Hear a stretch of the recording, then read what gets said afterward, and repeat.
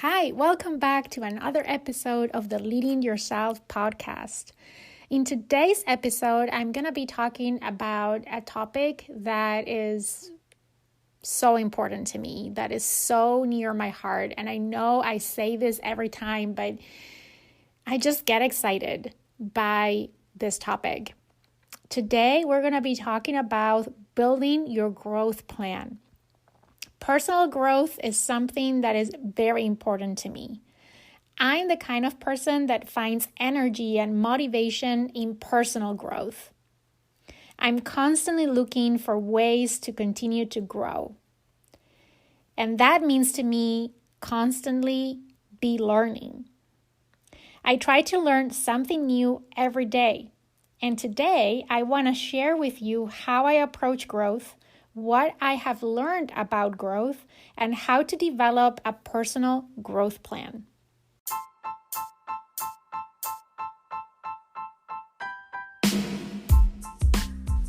Welcome to the Leading Yourself podcast. This is your host, Carolina de Arriba. I'm an HR professional, health and fitness coach, wife, mom, and above all things, a goal-getter.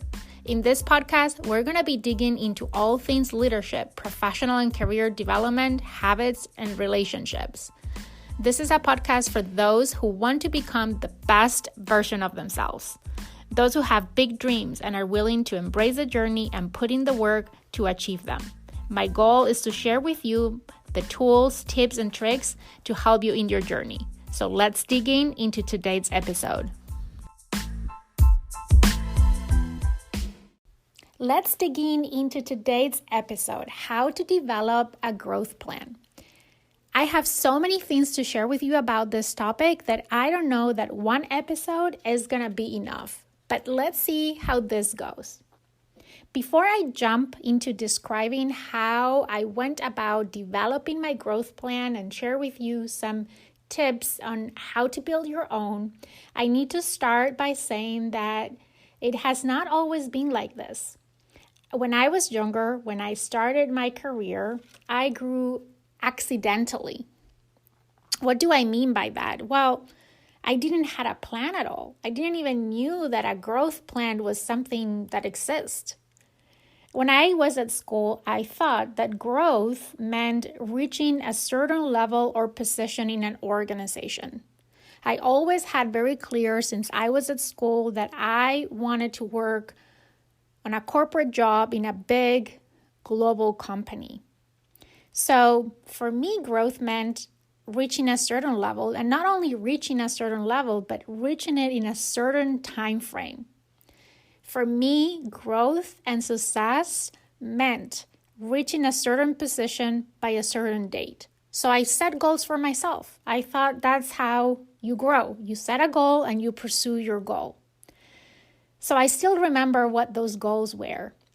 I set the goal for myself that I wanted to be a manager by the age of 30, a director by the age of 35, and a vice president by the age of 40. I had very clear those goals, but I had no idea how to achieve them. The only thing that I had at that time was the theory that I had learned at school. And to be honest, I thought that was all what I needed. So I decided that I would continue to expand my knowledge.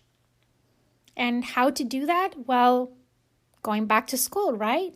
That's how you learn. So I went for my master's. I was a little bit blind at the time, maybe more than a little.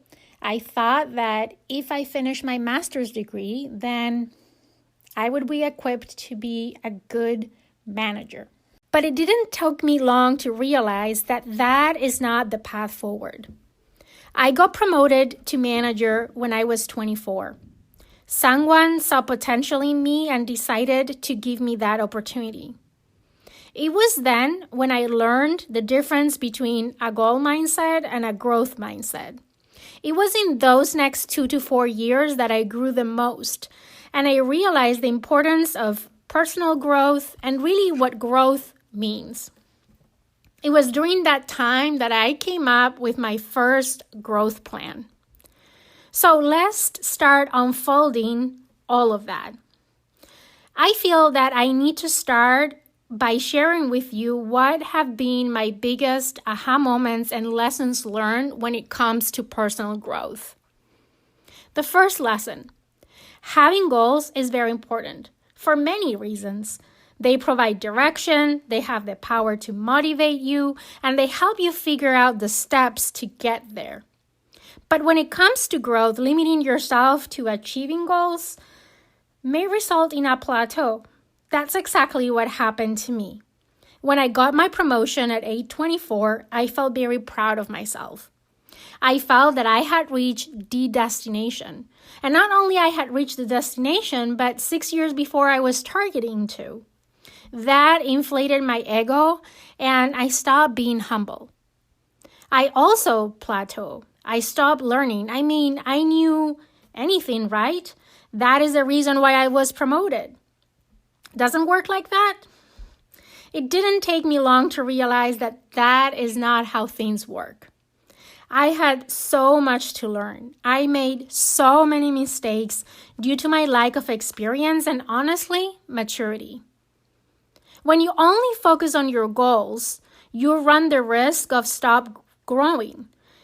When you reach your goal, you end up not realizing your full potential. On the other hand, when you're focused on growth, your goals are not anymore the destination, but they are part of the journey. No matter how much you know or how many goals you've achieved, you can always continue growing. Lesson number 2. I realized that the more I learned, the more I felt I didn't know enough. It just reinforced what I just said. Learning never ends. And the more you learn, the more eager you are to learn more because you realize that you don't know what you don't know. Lesson number 3. Growth is not getting to a certain level or position. Growth is becoming the best version of yourself. Is being better than you were yesterday, a month ago, or a year ago. All that point in my career, I thought I knew it all. I thought I was good at many things. But when I look back, I feel embarrassed of myself. I probably was good or better than others at that stage of my life. But if I compare that version of myself when I was 24 to this version of me today, well, I can certainly see how much I've grown. Look back for yourself. Would you feel embarrassed of some of the products that you deliver 5 years ago, 10 years ago? If you do, that is a good thing. That means that you have grown. Lesson number 4. I also learned that maturity only comes with time and being more specific with experience. Okay, I want to make a distinction between 3 terms here. I feel that these terms, at least the first 2, a lot of times are being used as synonyms, but I see them as very different one from the other. These terms are seniority, experience, and reflected experience. Seniority is the number of years or time overall that you have been doing something or that you've been in a particular company or position. Experience, on the other hand, for me, is the number of situations that you have been exposed to.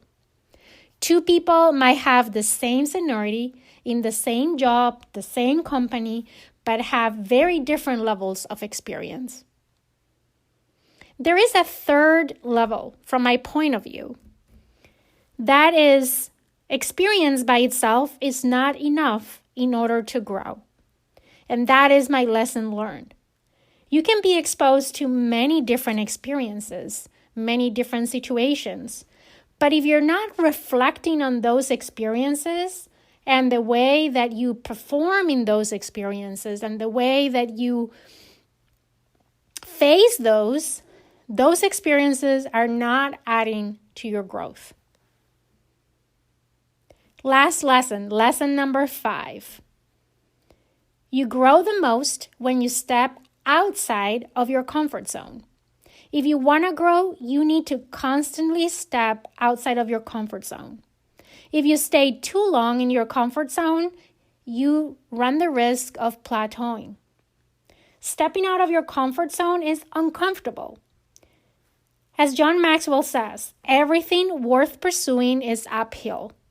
If you feel that you're cruising along, that things are smooth and easy, it's probably time for you to step out of your comfort zone. The amazing thing when you step out of your comfort zone is that your comfort zone expands. What was uncomfortable becomes comfortable. What felt challenging doesn't feel challenging anymore. That 2 years after I got promoted as a manager, I was thrown out of my comfort zone every day. And it's that time in my career when I grew the most. When I changed my perspective from chasing my goals to one of constant growth, I became more humble. I realized that I didn't know all and that there's a lot for me to still learn, even today. Also, I became more open to change. As you grow, you change. I have become a different person, a better version of myself, and come to realize that change is required in order to grow. So now I'm more open to change. I know that is the word of the game. I'm also more self-aware, more open to feedback. I'm more curious. I have become a better listener. And I'm more agile and able to learn, unlearn, and relearn. They say that the illiterate of the future will not be those that can't read or write, but those that can learn, unlearn, and relearn. So, how did I build my growth plan? Let me walk you through how that looked like for me. Number 1, I identified the areas of growth for myself. How can you identify those for yourself? Well, you can use feedback you've received from others. You can identify what feels uncomfortable today. What do you admire in others? Another source to identify areas of growth is self-reflection. Self-reflection is so powerful. Number 2, I identify how to step out of my comfort zone. Ask yourself, what can you do that will push you out of your comfort zone? Number 3, I am consistent at investing time in my growth. I try to invest 30 to 60 minutes every day on personal growth. Number 4, I identify resources that would help me grow in the areas that I want to grow. We all learn in different ways, so I really encourage you to find the best fit for your learning style. For me, some resources that I leverage almost daily include podcasts, books, my mentors, my job, the tasks, the projects that I'm involved, YouTube. Number 5, I consider that it's critical when you're learning something to apply it right away. I know a lot of people that attend training after training. They go to tens or hundreds of trainings, but never allow time in between those trainings to apply what they learn. The actual learning doesn't happen in that training. It happens when you apply what you learn in that class. One thing that I like to do when I'm reading personal development books is to split the book in sections. Sometimes those sections are the actual chapters of the book. I read a chapter and then I look on ways on how can I apply what I just learned. And I don't move to the next chapter until I've been able to reflect and apply what I learned in the previous chapter. That brings me to number 6, self-reflection. Self-reflection is key to grow. I use self-reflection in different ways. First of all, I use it to try to find ways to apply what I've learned, just like I explained, right? I will reflect on what I read, on what I heard in a class or a seminar, and I self-reflect on what might be ways in my current role, in the current activities that I'm involved, or the activities that are available to me where I can apply what I learned in theory. I also use self-reflection really every day. After finishing a task, a project, after a presentation or a meeting, or just at the end of my day. I like to take the time to self-reflect how things went. And I try to ask myself a series of questions like, what went well?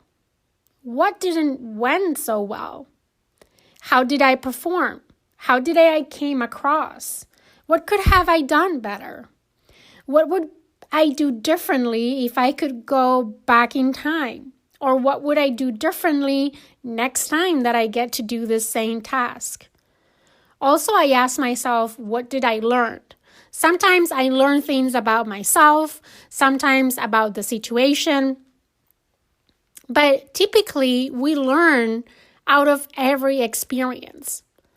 But we don't realize that we learn or what we learn unless we self-reflect.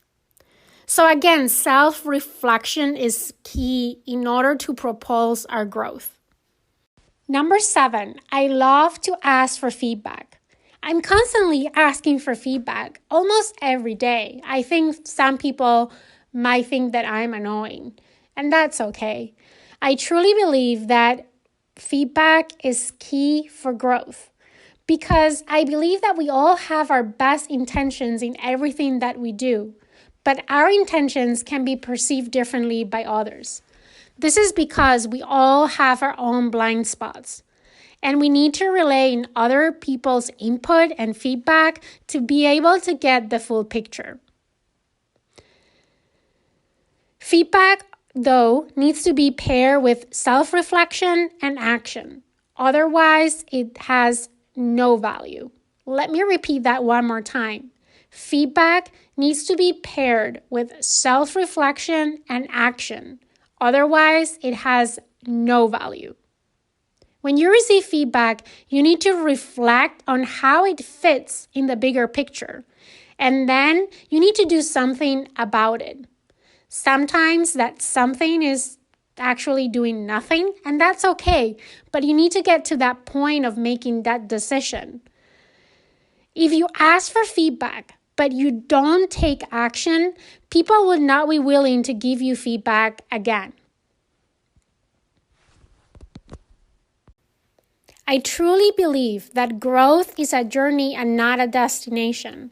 So all these 7 things that I share with you, in my mind, are interconnected in a cycle that never ends. So let me summarize those 7 components of my growth plan one more time. Number 1, start by identifying what are your areas of growth. What are those areas in which you want to grow? Number 2, identify how to step out of your comfort zone in those areas that you want to focus on. Number 3, consistently invest time in your personal growth. I would suggest that you invest time every single day in your personal growth. For me, I invest 30 to 60 minutes every day. Number 4, identify the resources that can help you grow in the areas that you want to grow. We all learn in different ways, so I really encourage you to find the tools and resources that best fit your learning style. Number 5, after you learn something, it's critical that you apply it. So focus on application. It's not about the speed in which you devour a book or go through different training classes. Sometimes slower is better. Allow time for applying what you learned in that book, in that class, in that seminar, in that experience. Number 6, self-reflection. You heard me say this word, I don't know how many times in this podcast, so I'm going to say it one more time. Self-reflection is critical for your own personal growth. And the most important part about self-reflection, or the best part about self-reflection, is that it is completely free and completely under your control. And number 7, ask for feedback. If you follow this cycle, if you do these 7 things consistently, I guarantee you that you're going to experience an exponential growth as you haven't experienced before. As I mentioned at the beginning of this podcast, there are so many things that I want to talk to you related to this topic. And I still have many more to share with you. So I think I will be planning on doing more episodes in the future to touch on this important topic. I hope you like so far what you've heard. I hope that you found this episode helpful and you got a few tips and tricks that you can implement to start putting together your own personal growth plan. If you like today's episode, please go to Apple Podcasts and leave me a review. Also, I want to ask you to share this episode with anyone that you think can benefit from today's content. And with that, I hope you have an amazing day, and I'll be looking forward to talk to you again on another episode of the Leading Yourself podcast.